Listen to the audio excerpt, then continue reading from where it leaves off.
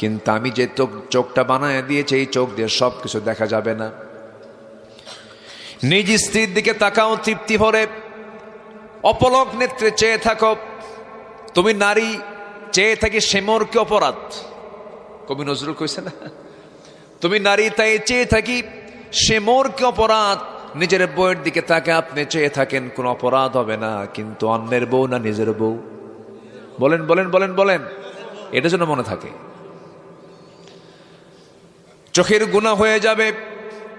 আল্লাহ চোখটা দিয়েছেন এবং চোখের নীতিমালা দিয়েছেন, কান দিয়েছেন, কানের নীতিমালা দিয়েছেন।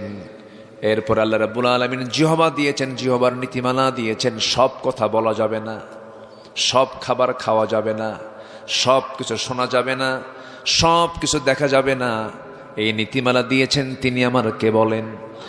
আল্লাহ রাব্বুল আলামিন বলেন, ইন্নাস সামআ ওয়াল বাসারা ওয়াল ফুআদা কুল্লু উলাইকা কানা আনহু মাসউলা। শ্রবণ শক্তি, দৃষ্টি শক্তি, অন্তরের শক্তি সব একদিন জিজ্ঞাসিত হবে আল্লাহর কাছে। তুমি চোখ দিয়ে কি দেখেছো? ইয়ালামু খাইনাতাল আ'য়ুনি ওয়া মা তুখফিস সুদূর। তোমার চক্ষু কি খেয়ানত করে? তোমার অন্তরে তুমি কি গোপন চিন্তা মাথায় রেখেছো? কি চিন্তা তুমি তোমার হৃদয়ের মধ্যে লুকিয়ে রেখেছো তাও তিনি জানেন। অতএব আমার আল্লাহ সকল কিছুর খবর তিনি রাখেন। আল্লাহু আলিমুম বিযাতিস সুদূর। জোরে বলুন আল্লাহু আকবার।